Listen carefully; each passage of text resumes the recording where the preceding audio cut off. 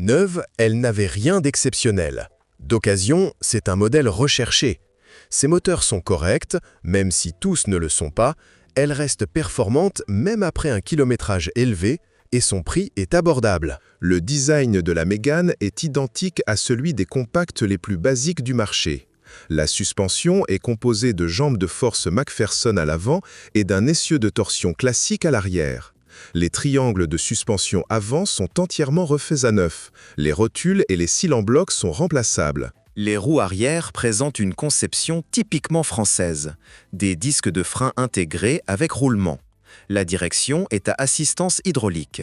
Contrairement à son successeur, cette voiture ne disposait ni de suspension adaptative, ni de roues arrière directrices, et encore moins de 4 roues motrices. Il convient toutefois de noter que la version GT bénéficiait d'une configuration de suspension totalement différente, et que certaines pièces, comme les amortisseurs et les ressorts, doivent être sélectionnées en fonction du numéro de châssis, VIN. Idéalement, il faudrait privilégier les pièces d'origine pour conserver les caractéristiques d'usine. Sinon, vous pouvez également opter pour des pièces de tuning de haute qualité. Moteur. Comme je l'ai mentionné, la gamme de moteurs de la Mégane est très étendue, mais bien sûr, tous n'ont pas été proposés simultanément. De ce fait, on peut distinguer les véhicules produits jusqu'en 2012 à 2013 environ de ceux produits après. Il en va de même pour les moteurs diesel, bien que cette distinction soit moins marquée. Tous les moteurs respectent la norme Euro 5 et un seul était dépourvu de filtre à particules, FAP, disponible en option. Cependant, les véhicules immatriculés après septembre 2015 doivent être conformes à la norme Euro 6. Les changements les plus significatifs intervenus au fil des ans ont été l'introduction de 2 moteurs. En 2012, le premier restylage a vu l'arrivée du moteur essence 1.2 TCE à injection directe. Ce dernier a progressivement remplacé le 1.6 atmosphérique. Outre ces moteurs, la Mégane proposait également le 1.4 TCE, moins répandu jusqu'en 2013, le 2.0 atmosphérique, uniquement avec transmission CVT, ainsi que plusieurs versions du 2.0 TCE équipant différentes variantes sportives et performantes. Ces motorisations expliquent en grande partie le grand nombre de moteurs utilisés sur la Mégane. Nous y reviendrons dans le chapitre suivant. La gamme diesel comprend désormais un moteur 1.6 DCI, remplaçant le 1.9 DCI proposé jusqu'en 2012.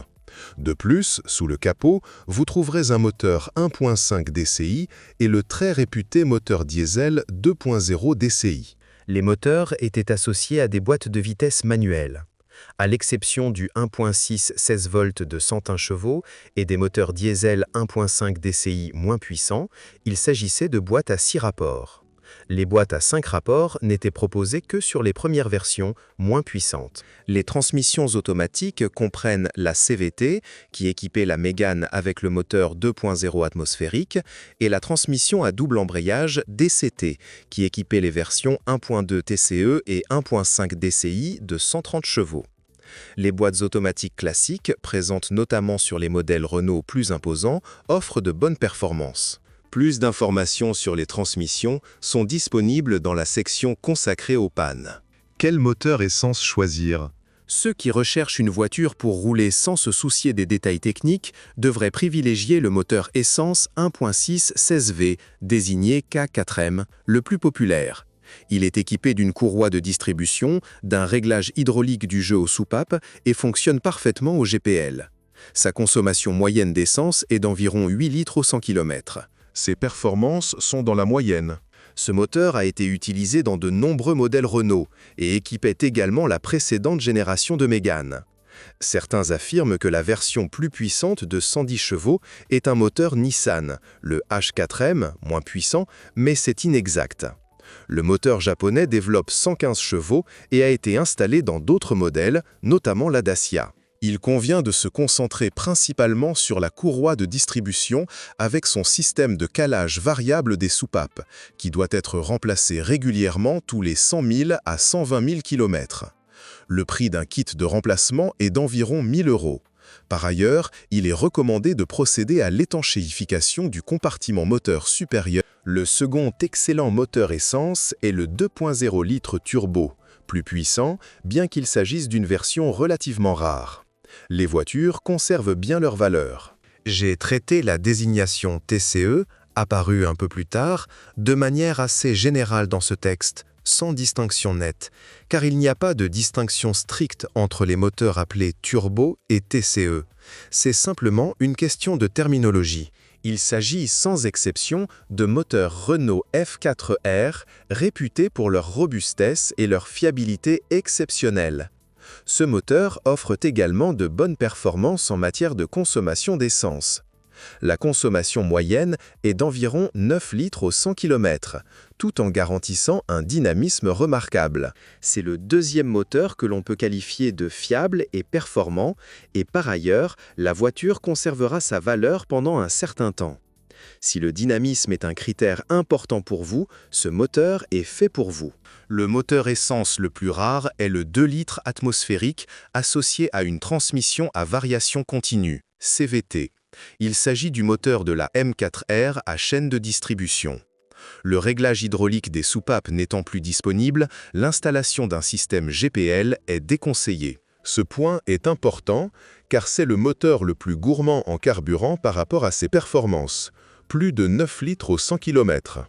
Il est important de faire des vidanges d'huile régulières et d'utiliser une huile de bonne qualité. Le moteur est robuste, sa distribution est bien calibrée et il est relativement fiable.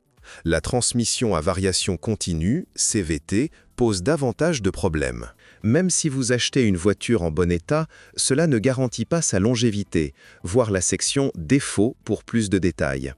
Le modèle 2.0 CVT se distingue par son équipement généreux, souvent avec une sellerie claire. Il était fréquemment proposé sur les versions coupé et break. Cette version est idéale pour ceux qui souhaitent une Mégane essence à boîte automatique, quel que soit le prix. Elle représente un meilleur choix que la 1.2 à boîte automatique. Le moteur 1.2 TCE est un choix qui suscite des avis partagés. Il est équipé d'un turbocompresseur et d'une injection directe.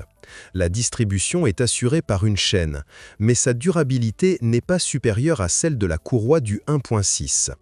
Un kit de remplacement complet, incluant les tendeurs de courroie de distribution, coûte environ 1 600 à 1 800 €. Il faut également tenir compte de la consommation d'huile, un problème récurrent sur ce moteur, mais pas sur tous les exemplaires. La chaîne de distribution en a principalement souffert, car beaucoup ont fait tourner le moteur jusqu'à épuisement de l'huile. C'était particulièrement vrai pour la chaîne, insuffisamment lubrifiée. Étant donné que les problèmes n'ont touché qu'un nombre limité d'unités, tout le monde n'aura pas un avis négatif. Compte tenu du large choix disponible, je ne recommande pas ce moteur, mais je ne le déconseille pas non plus. Le dernier moteur essence est le 1.4 TCE qui, contrairement aux apparences, n'est pas entièrement apparenté au 1.2 TCE. La principale différence réside dans le système d'alimentation. Celui-ci est doté d'une injection indirecte multipoint. Il présente des problèmes de consommation d'huile, mais moins fréquents que sur le 1.2 TCE. Il possède également une chaîne de distribution, mais celle-ci est plus durable et moins coûteuse que celle du 1.2, environ 1 300 à 1 500 € pour le kit complet. La consommation moyenne de carburant est légèrement inférieure à 8 litres 100 km et les performances dynamiques sont bonnes. L'installation d'un système GPL est un sujet controversé, bien que de nombreux utilisateurs en soient satisfaits. À mon avis, c'est le moteur idéal pour cette voiture, et il existe de nombreuses versions similaires sur le marché, même si elles sont moins nombreuses que le 1.2 TCE et nettement moins nombreuses que le 1.6 16V. Cependant, ce n'est pas le meilleur moteur. Si vous êtes prêt à accepter des performances dynamiques légèrement inférieures, choisissez le 1.6 16V. Si vous recherchez la performance, optez pour le 2.0 TCE. Il convient également de mentionner que la quasi-totalité des moteurs TCE sont équipés d'un volant bimasse, dont le prix oscille entre 1 300 et 2 000 € selon la version du moteur et le fabricant. Bien que leur usure soit modérée, l'achat d'un véhicule affichant plus de 250 000 km au compteur doit faire prendre en compte le risque de panne. Quel diesel choisir? Les 4 moteurs diesel peuvent prêter à confusion, mais la grande majorité, plus de 70%, sont des 1.5 DCI. Leur conception éprouvée et raffinée, associée à un système d'injection robuste, facilite l'entretien du turbocompresseur et des paliers grâce à des vidanges d'huile plus fréquentes. Ce moteur est presque toujours équipé d'un volant bimasse et d'un filtre à particules diesel, FAP. Le principal atout du plus petit moteur diesel réside dans sa consommation de carburant, comprise entre 5 et 5,5 litres au 100 km, quelle que soit la version. Pour ceux qui recherchent des performances dynamiques, je recommande les versions de plus de 100 chevaux, mais d'autres motorisations sont tout aussi intéressantes. Le moteur de 90 chevaux convient aux courts trajets et à la conduite en ville, mais n'est pas forcément adapté aux longs voyages. Les inquiétudes concernant la durabilité du système d'injection sont justifiées, et les injecteurs eux-mêmes ne sont pas bon marché. Mais le 1.5 DCI se situe dans la moyenne des prix pour ce type de moteur. Il en va de même pour les autres pièces, comme le turbocompresseur, le volant bimasse et les autres composants du système d'alimentation. La distribution est assurée par une courroie et un kit de remplacement complet coûte environ 400 €. L'entretien de ce moteur est relativement peu coûteux, car il s'agit d'un modèle répandu et apprécié sur le marché. Le moteur 1.6 DCI connaîtra un succès un peu moindre. Bien qu'il jouisse d'une bonne réputation, ses pièces détachées sont nettement plus chères.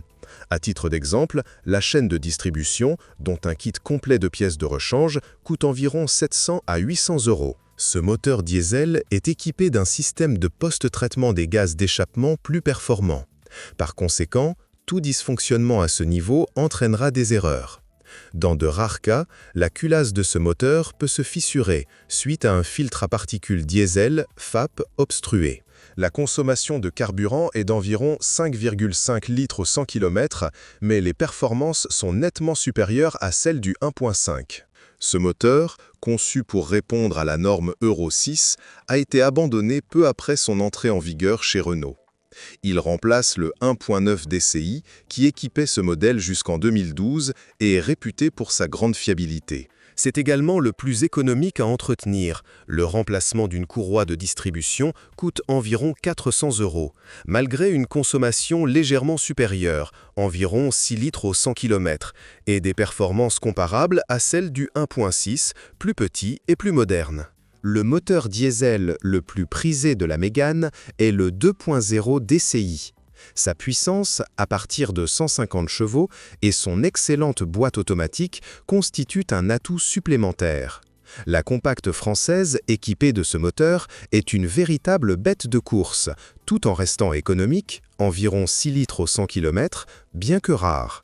Les versions plus puissantes de 163 chevaux étaient proposées en tant que modèle GT. Le moteur ne présente pas de défauts majeurs, même si un article complet lui sera sans doute consacré prochainement. La chaîne de distribution assure la transmission. Les pièces coûtent environ 800 €. Parfois, après un kilométrage élevé, les coussinets peuvent présenter une légère usure et nécessiter un remplacement. Ce problème survient principalement sur les moteurs lubrifiés avec une huile inadaptée ou dégradée. Ce qui ne fonctionne pas, c'est-à-dire les défauts typiques. Les boîtes de vitesse manuelles à 5 rapports sont nettement moins durables que celles à 6 rapports. Après un kilométrage élevé, les roulements peuvent devenir bruyants et les synchroniseurs peuvent s'user, uniquement en raison d'un manque de lubrification. En revanche, sur les boîtes à 6 rapports, ces composants sont beaucoup plus robustes et nécessitent rarement de réparation. La transmission à variation continue, CVT, équipant le moteur 2 litres atmosphérique, est une autre transmission délicate. Soigneusement entretenue, vidange d'huile fréquente et sans abus, elle peut facilement dépasser les 200 000 km. Cependant, si vous recherchez une conduite dynamique, cette boîte automatique n'est pas le meilleur choix. D'une part, elle s'usera rapidement et, d'autre part, ses performances restent comparables à celles du moteur 1.6 moins puissant associé à une boîte manuelle. Les réparations des boîtes de vitesse à double embrayage, DCT, équipant les moteurs 1.2 et 1.5, peuvent représenter une dépense considérable. Il s'agit de transmissions Getrag à embrayage à sec dont la conception est relativement fragile. Le remplacement du seul ensemble d'embrayage peut coûter entre 5 000 et 6 000 euros, auquel s'ajoute un volant bimasse dont le prix dépasse les 1 000 euros. Sans compter le risque de défaillance du mécanisme de sélection des vitesses lui-même. Le jeu n'en vaut pas la chandelle. La seule transmission automatique qui soit incontestable est celle du moteur 2.0 DCI. Il est également important de veiller à son entretien régulier. Bien que le moteur puisse potentiellement gagner en puissance grâce à une reprogrammation moteur, la transmission automatique n'est pas entièrement compatible avec cette modification. Il n'est pas surprenant que la Renault Mégane souffre de problèmes électriques, mineurs ou plus graves. Les ventilateurs et les tableaux de bord, dont certains sont numériques, peuvent tomber en panne, et les propriétaires devront peut-être s'habituer à la jauge à carburant numérique. Sur de nombreux véhicules, les feux stop du haillon ont été remplacés et les feux arrière peuvent ne pas fonctionner en raison de dommages au niveau du câblage du connecteur en caoutchouc reliant le haillon à la carrosserie. Des fuites du système de commande d'embrayage peuvent se produire près de l'actionneur, à proximité de la pédale d'embrayage. Il s'agit du même liquide hydraulique que celui utilisé dans le système de freinage. L'ordinateur de bord signalera un niveau de liquide bas. Un voyant d'alerte peut alors s'allumer, indiquant un problème au niveau du système de freinage, de l'ABS ou du moteur. Il est déconseillé d'ignorer ces fuites. Il est donc important de vérifier le niveau de liquide de frein. La carrosserie est généralement bien protégée contre la corrosion, mais sa rigidité n'est pas optimale. Les véhicules de flotte présentent souvent des craquelures de peinture, notamment sur le toit, et des points de fixation des butées de porte arrachés. Les bas de caisse, seuls éléments mal protégés contre la corrosion, ne résistent pas à l'épreuve du temps. Les bords des ailes rouillent également à cause du frottement des passages de roues en plastique. Cependant, sur les modèles plus anciens ou ceux ayant un kilométrage élevé, des points de corrosion apparaissent sur la carrosserie. Cela est dû à l'utilisation par Renault d'une fine couche de zinc, facilement endommageable, sous laquelle se trouve la tôle, normalement sujette à la corrosion. Néanmoins, la Mégane ne souffre d'aucun problème majeur à ce niveau, notamment au niveau du châssis. Autre défaut de carrosserie, les évacuations d'eau à l'avant, près du tablier moteur, peuvent être obstruées. Si elles se bouchent complètement, de l'eau s'infiltrera dans l'habitacle. Bonjour les amis. Vous cherchez une voiture d'occasion? Vous devez prêter attention au site web carm.pro. Carm.pro est grand catalogue de voitures, moteurs, boîtes de vitesse. Et le meilleur, c'est que vous pouvez trouver des informations sur les pannes de n'importe quelle pièce. Complètement gratuit. Allez sur le site web carm.pro et découvrez tous les éventuels points faibles des voitures d'occasion.